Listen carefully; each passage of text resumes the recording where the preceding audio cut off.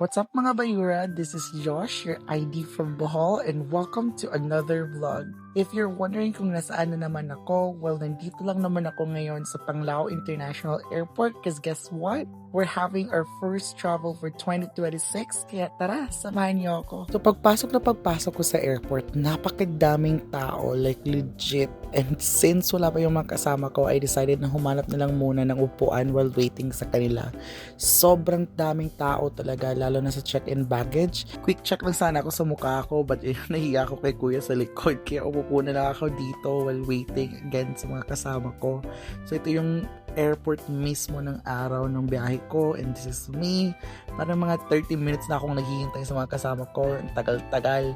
Kaya ako parang palis na ako dito sa airport. Sige lang, tayin natin silang dumating. Okay? And finally, dumating na nga yung mga Tres Stooges, right? Ito yung mga kasama ko last year nung nagbagyo din ako.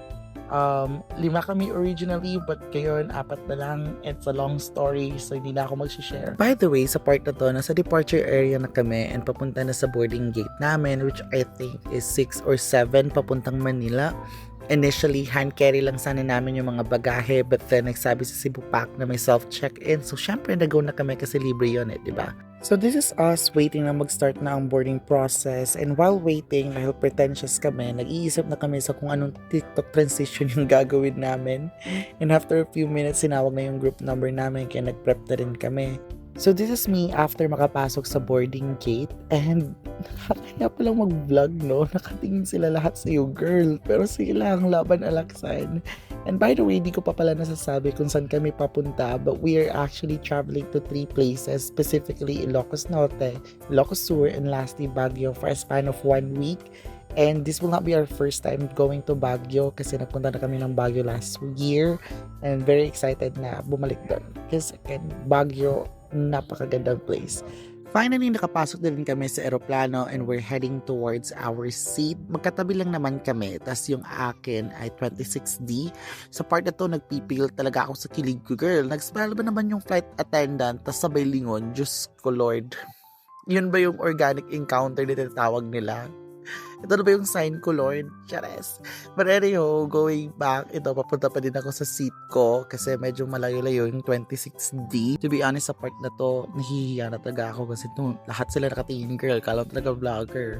But again, nakaupo na ako and yung mga flight attendant nag-start na ng demonstration regarding sa safety procedure at ako naman dito.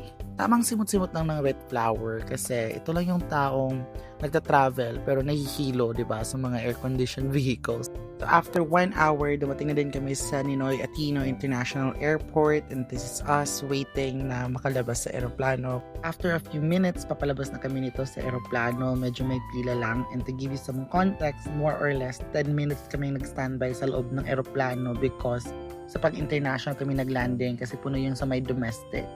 So, quick time check lang muna sa number one basher ko sa travel na to. Take note of that. Finally, nakalabas na rin kami sa aeroplano. And yes, medyo madilim na kasi yung travel namin is around 4 p.m. or 5 p.m. So, dumating kami dito around 7 p.m. sa Naiya. So, sasakay muna kami dito ng bus papunta sa mismong airport kasi again, di ba yung landing area namin is medyo malayo sa airport itself. So, sasakay muna kami dito. Mga 1 to 2 minutes lang naman yung travel time. And after a few minutes, of course, dumating na agad sa airport itself. So, this is us, pababa na kami and papasok sa mismong airport. So, during this time, medyo madami kaming kasabayan ng mga turista and also fellow Filipinos from other places who are of course visiting Manila or maybe entry point nila yung Manila, diba? So this is Daryl yung naka-backpack and then yung GF niya si Claire. Yung isang lalaki naman is si Dexter, which is kapatid ni Daryl.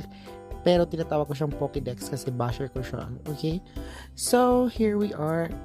Papunta kami doon sa area kung saan kukunin yung mga bagahe. Medyo malayo-layo siya from the entrance itself. But good exercise naman kasi at least walking, diba? So medyo tahimik yung airport sa part na to. Pero pagdating mo doon sa baba, medyo madaming tao na nag-aabang sa mga bagahe nila. So, doon, ibang lugar doon. And yung sa amin naman is dito sa left part. ng airport. So, after a few minutes, nakuha na din namin yung mga maleta namin. I was not able to take a video sa pagkuha namin ng mga maleta namin. So, sa part na to, nag-uusap kami kung anong gagawin namin. Kung pupunta na ba kami agad sa terminal papuntang Ilocos Norte or may pupuntahan pa ba kami iba. So, while deciding, of course, ito yung usual daanan palabas ng airport. And yun, alam mo yung mga sa pelikula, yung mga taong naghihintay sa mga loved ones nila. Girl, nakakahiyang tumawid dyan. Of course, yung mga tao, titingnan ka talaga, girl, kahit hindi mo sila kano-ano. How much more may camera ka sa harap mo, diba? So, titingnan ka talaga nila, girl. But again, pinasok ko to, so ipaglaban ko to, diba? So, we decided to have a dinner na lang muna bago pumunta ng terminal kasi more or less 10 hours din yung biyahe from Manila to Ilocos Norte. So, medyo mahaba-haba. So, after namin kumain is papunta na kami doon sa Grab area kasi again, doon kami ipipick up ng Grab driver. So, by the way, this is Pokédex, kapatid ni Daryl, and may dala din siyang GoPro kasi again, mga vloggers kami, charis. So, this is Daryl. So, we are still waiting sa Grab namin para i-pick up kami papunta ng terminal, and this is me, very Hagardo Versosa na ang first son, and aside from that, ako yung nag-book ng Grab.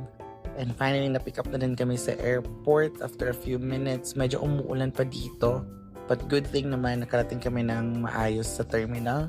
So, papasok na kami ng bus na sasakyan namin papuntang Ilocos Norte, and to be very honest with you, first time ko makasakay ng ganitong bus kasi usually upuan, diba? But again, considering na 10 hours din yung biyahe, so obviously understandable na may higaan talaga yung sasakyan mo, diba? And this me, nakahanap na ako ng pwesto, and of course matutulog na ako at this point kasi pagod na ako. At around 5 a.m., nagising ako and akala ko dumating na kami sa Ilocos Norte. But as you can see, look, bumabiyahe pa kami, girl, papunta ng Ilocos Norte. So, imagine around 9 a.m. or 9 p.m. or 10 p.m. kami nagbiyahe, and up until now, hindi pa rin kami dumadating sa Ilocos Norte. So, medyo mahaba talaga yung biyahe. At around 7 a.m., dumating na kami sa Lawag, Ilocos Norte, which is yung capital ng Ilocos. And since considering na 10 hours mahigit yung biyahe, of course, need ko lang ng quick bio break. This is my outfit. Dala-dala ko yung company laptop ko kasi I'll be working while nagta-travel, diba? Work-life balance tayo dito. And this is Daryl and Pokédex, and then si Claire din, nag-bio break ng real quick. And then this time, tinitingnan ni Daryl kung saan banda yung accommodation namin kasi need na namin iwanan itong mga gamit kasi napakahasong magdala-dala ng mga maleta, girl. Tapos, we decided to walk na lang papunta doon sa Airbnb na doon kami magsistay for 2 days bago kami pumunta ng Vegan. And then, this is us walking, diba? Dala yung mga maleta, parang OFW yan. So, sa part na to, nag-join forces na yung magkapatid kasi medyo naliligaw na kami papunta sa Airbnb namin. At ako naman dito, walang ambag. But, fortunately, we were able to locate naman yung Airbnb. So, pakinggan natin yung gustong sabihin ni Pokédex sa atin. Naliligaw po kami. Ewan sa tour guide namin. Ito yung labas ng apartel kung saan kami magsistay sa whole duration namin dito sa Ilocos Norte. And just a disclaimer, itong video na to, it was taken actually after ng breakfast namin kasi pagdating namin dito, naglagay lang talaga kami ng mga maleta namin. And then after nun, pumunta na kami ng karinderya para kumain kasi gutom na kami. And that's why makikita nyo yung mga maleta na sa loob, diba? So, speaking of karinderya, it's a good thing na malapit sa apartel namin is may karinderya, and that's why doon na rin kami kumain. And of course, must try yung longganisa nila dito. After namin mag-breakfast, of course, konting strolling lang dito sa city mismo. So, ako lang to, sila dala na sa likod, and as you can see, may mga building talaga sila dito na made of blocks, 'di ba? Hindi yung usually na semento na makikita natin sa mga modern cities. But dito, medyo madami-dami pa sila ng mga buildings na made of blocks or yung kahoy.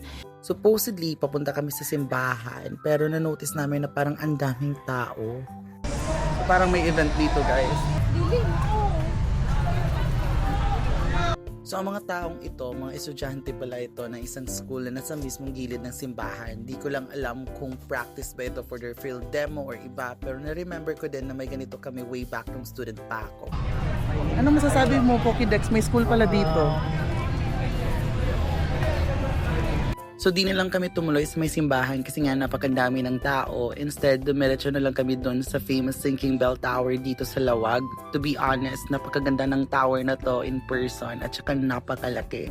At dahil sinking nga to, di na siya safe pasukan. Pero pwede ka namang lumapit para magpa-picture kaya tara puntahan natin siya ng malapitan. So ito yung sa bandang likuran ng Bell Tower. As you can see, nagsimula nang mag-pictures yung mga kasama ko. And of course, syempre, magpapahuli ba ako? Chares. This is me, kahit walang bihis and very haggard na, pero laban pa rin tayo, okay? So after ng sandamakmak na pictures dito, pictures doon, pumunta na kami agad sa may SM Hypermarket. Hypermarket pa tawag doon, I forgot. Anyways, need namin bumili ng mga gamit for our personal hygiene like sabon, shampoo, perfume at iba pa kasi hindi kami nagdala. But then, na-realize namin na yung mga for personal hygiene pala ay sa second floor kaya papunta kami doon. First thing na hinanap ko talaga ay yung coffee section kasi kape is life tayo, mapabahay man or travel pa yan, kape pa rin talaga. Syempre, ito yung favorite ko. Kopi ko Blanca, di pa ako mayaman kaya 3-in-1 lang po tayo. Actually, conflicted pa nga ako if twin pack ba bibilhin ko or yung single pack. But since 1 week lang naman kami, so yung single pack na lang kinuha ko. Kasi I think enough na to for yung 1 week duration namin sa travel. So yeah, ito yung kinuha ko. Dito din pala sila Daryl at Pokédex kasi may bibilhin din sila. At tingnan nyo, nagkuha pa talaga ng pushcart. Kalawang daming bibilhin.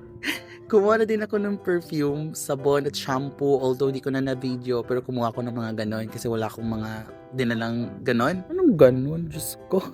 Hindi ko na alam pinagsasabi ko.